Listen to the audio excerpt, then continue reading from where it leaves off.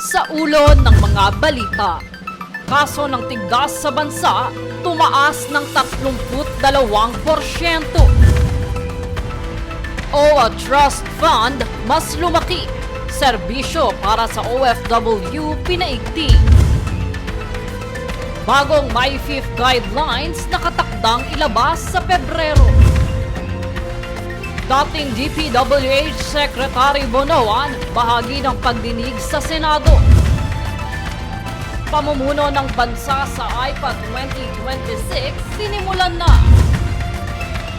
Higit 480,000 na cash nasabat sa Pasay City.